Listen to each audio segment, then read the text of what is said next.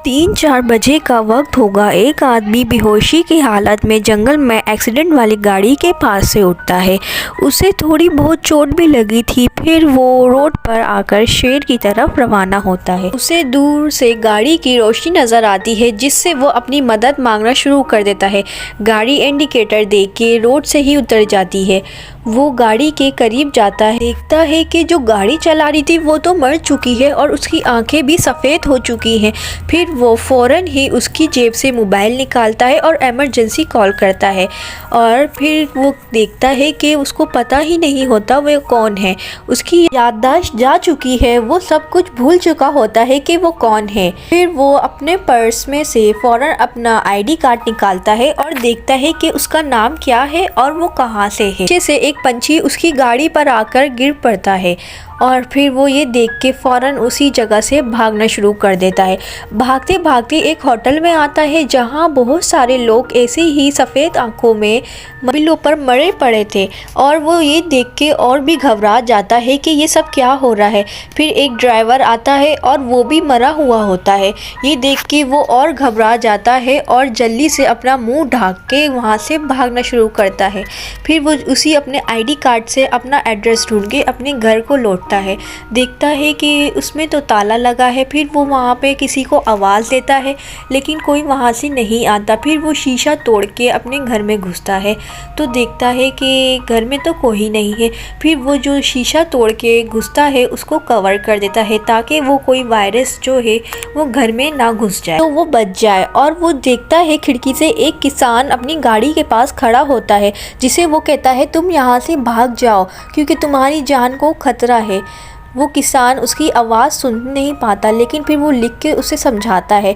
जैसे ही वो उसके करीब आता है तो वो भी अपनी जान से हाथ धो बैठती है। नीलम देखता है एक कौवा उसे काएं काएं करके परेशान कर रहा है। नीलम अपने घर से बाहर आता है मुंह को ढाक के और उस कौवे के करीब जाता है। जैसे ही वो करीब जाता है वो कौवा भी मर चुका होता है। वो ये देख के और भी ज़्यादा घबरा जाता है कि वैसे ही जैसे वो किसी के करीब जाता है वो इंसान फ़ौरन मर जाता है। और फिर वो उसी से एक लंबी डोरी नाप के देखता है कि जहाँ वो किसान था वो भी उससे कुछ ही कदम की दूरी पे मर गया था। फिर जैसे ही गाड़ी आ रही होती है वो उससे दूर भागता है कि कहीं उसी वायरस से और लोगों को नुकसान ना हो। फिर वो कहीं सोचों में बैठा बैठा अपना मोबाइल चलाता है और सोचता है क्या करूं मैं ऐसा। पुलिस वाले को देख के छुप जाता है, कहीं वो उसे पकड़ के ना ले जाए।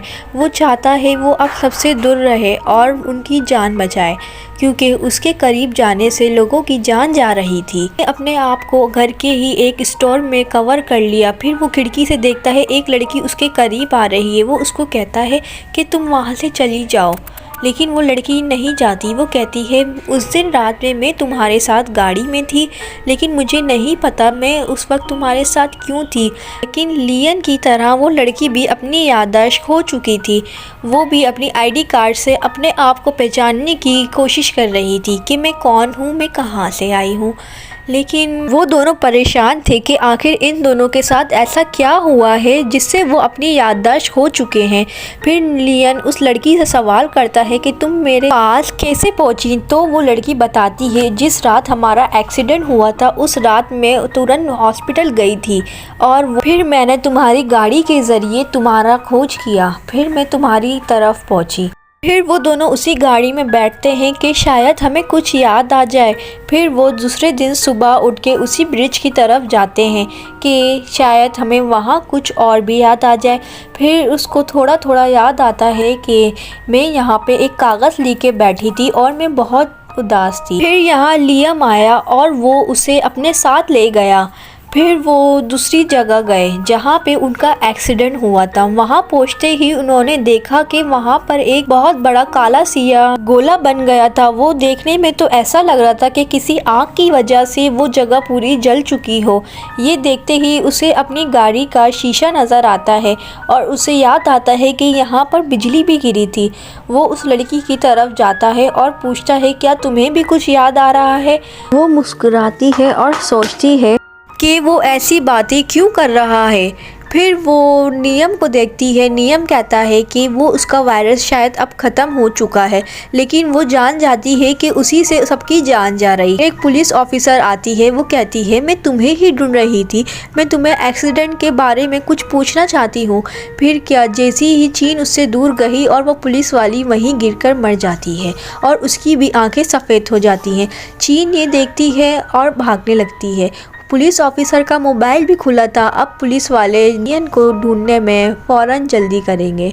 फिर वो अपने पास एक बकरी रखता है और उसे दूर जाने को कहता है। जैसे ही चीन भी उसकी तरह दूर जाती है तो वो देखता है उसे कुछ नहीं हुआ, लेकिन फिर वो देखता है कि चीन के दूर जाने से लोग मर रहे हैं। अगर वो उसके करीब रहेगी तो वायरस भी ख़त्म रहेगा। फिर वो दोनों साथ चल चल के आधा अपना रास्ता तय करते हैं। ये सोच सोचकर वो दोनों परेशान होते हैं कैसे इस परेशानी से निजात पाया जाए। नियम फैसला करता है कि वो अपना डॉक्टर से पूरा चेकअप करवाएगा, लेकिन चीन उसे मना कर देती है क्योंकि उसका पूरा चेकअप हुआ था लेकिन उसके शरीर में कोई परेशानी नहीं थी। फिर वो दोनों सोच सोचकर और परेशान होते हैं। फिर वो जब तक एक दूसरे के साथ रहते हैं जब तक इसका कोई हल नहीं मिलता। लियम की जांच करने पर डॉक्टर को कुछ भी नहीं मिलता। फिर वो वहाँ से उठ के चले जाते हैं। तभी वो हॉस्पिटल के टीवी पर देखते हैं कि पुलिस वाले लियम को ढूंढने की पूरी कोशिश में लगे हुए हैं, जिससे नीलम को और खतरा हो जाता। अगले ही दिन वो रेडियो पे सुनते हैं लियम के साथ जो लड़की है चीन, उसका नाम रोज है और उसका पति उसे कई दिनों से ढूंढने की कोशिश में लगा हुआ है। ये सुन के वो दोनों फैसला करते हैं कि हम अब उस आदमी के पास जाएंगे जो कि मेरा शौहर है। उन्हें तो कुछ नहीं पता था क्योंकि वो दोनों तो अपनी याददाश्त खो चुके थे। ये तय करने के बाद वो दोनों उससे मिलने को पहुंचते हैं और उसे अपनी सारी सिचुएशन के बारे में बताते हैं, जिससे उसका शौहर बिल्कुल भी यकीन नहीं करता। फिर वो दूर जाके दिखाता है। जैसे ही वो दूर जाता है आसपास के पंछी मर के गिरते हैं और वो अब उस बात पे यकीन कर चुका होता है। चीन उसे रोकती है और अपनी बात समझाती है। उसका शौहर बताता है कि चीन अपनी बहन को ढूंढने के लिए निकली थी, जिसे उसे ये सुनकर थोड़ा थोड़ा अपने बारे में याद आने लगता है। रोज अपनी बहन को ढूंढ रही थी जो कि 1 साल से गुम हो चुकी थी। फिर उसे याद आता है वो उस ब्रिज पे अपनी जान दे रही थी। जहाँ पे ही उसको लियम मिलता है वो उसे रोकता है। फिर वहीं से वो उसके साथ चल पड़ती है। वो उसको कुछ समझा के अपने साथ चलने को कहता है।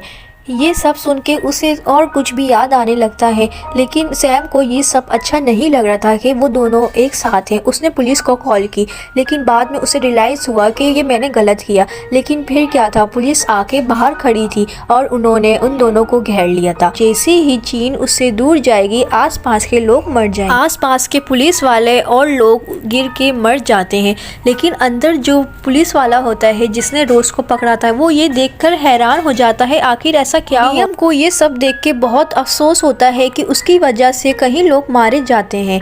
फिर वो करीब के स्टोर पर कुछ सामान लेने जाते हैं क्योंकि उन्हें अब इसी से गुजारा करना है। फिर वो टीवी पर देखते हैं कि जहाँ पर उनका एक्सीडेंट हुआ था वहाँ पे एक ख़तरनाक बिजली गिरी थी। वो दोनों एक दूसरे को देखते हैं कि ये तो वही जगह है जहाँ हमारा एक्सीडेंट हुआ था। फिर वो कुछ सफ़र तय करके गाड़ी में अपने घर की तरफ रवाना होते हैं। फिर वो उसको अच्छी तरह से बंद कर देते हैं कि यहाँ कोई पहुँच ना सके। फिर ये दोनों काफ़ी देर तक सोचते हैं कि इन सब चीज़ों से कैसे निकला जाए। नियम सुबह ताज़ा हवा खाने के लिए जंगल की तरफ रवाना होता है।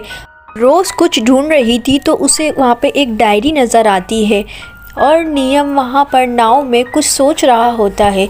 डायरी को खोलते ही नियम को कुछ लड़कियों की तस्वीर नज़र आती है, जिसमें से उसकी बहन लिली भी है और वो सब उन लड़कियों का कत्ल कर चुका होता है। लियम एक साइको पेशेंट था, वो लड़कियों को डेट करके उनको मार देता था, जिसमें से अब दूसरा नंबर रोज का भी था। वो इसी कश्ती में आकर लड़कियों को इसी नदी में डुबा देता था। ब्रिज के रास्ते से वो रोज को ले जा रहा था और वो उसे दिलासे दे रहा था कि परेशान ना हो, तुम्हारी बहन मिल जाएगी। लेकिन रोज ये देखकर हैरान होती है कि मैंने तो इसे कुछ नहीं बताया, तो ये कैसे जानता है सब कुछ। इसे ये बात सुनकर शक हो जाता है और वो घबरा के लियम को गाड़ी रोकने का कहती है। लियम समझ जाता है, वो उसे फ़ौरन बेहोशी का इंजेक्शन लगाने वाला था, लेकिन रोज़ उसे ऐसा कुछ नहीं करने देती और उसे अपनी जान बचा के गाड़ी से निकलने की कोशिश में लगी रहती है, जिससे उनकी गाड़ी जंगल में जाके गिर जाती है। ये आसमान से उन दोनों पर एक बहुत अजीब सी बिजली गिरती है, जिससे वो दोनों जंगल पे ही बेहोश हो जाते हैं। बिजली के गिरने की वजह से वो दोनों जंगल में ही अपनी याददाश्त खो बैठते हैं। अगली सुबह उन दोनों को अपने बारे में बहुत कुछ याद आ चुका था। रोज अपनी बहन के बारे में सोच सोच कर रोई जा रही थी। उसने नियम से पूछा, मेरी बहन कहाँ है? और नियम ने फ़ौरन ही तालाब की तरफ इशारा किया।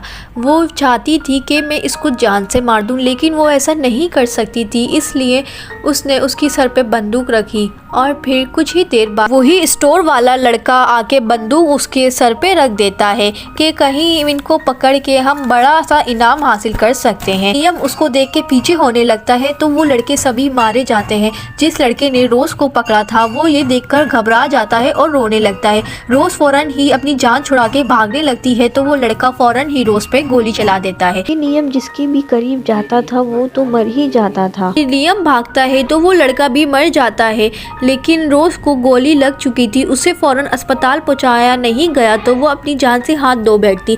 फिर नियम उसको उठा के फौरन ही अस्पताल लेके गया, लेकिन वो ये भी सोच रहा था कि अगर मैं अस्पताल में खड़ा रहा तो मेरे पास के जितने भी लोग हैं वो सब मारे जाएंगे। नियम ये सोच रहा था, मैं कितना घटिया इंसान हूँ, मेरी वजह से इतने लोग मारे गए। नियम ये सोच रहा था, मैं कितना घटिया इंसान हूँ, मेरी वजह से इतने लोग मारे गए हैं, क्यों ना मैं अपने आप को ही ख़त्म कर दूं। नियम ने वहाँ पर गन उठाई और अपने आप को ही मार लेता है। गोली की आवाज़ सुन के रोज और तड़पती है कि नियम ने अपने आप को मार लिया। लेकिन इस मूवी में हमें ये पता चलता है कि उस दिन जो एक्सीडेंट के दौरान जो बिजली गिरी थी उसमें से 2 एलियन आसमान से गिरे थे, जिसके पास जान लेने की पावर थी और दूसरे के पास जान को कंट्रोल करने की पावर थी। जो 2 एलियन थे वो रोज और नियम के अंदर घुस के लोगों को मारने का और कंट्रोल करने का फ़ायदा उठा रहे थे।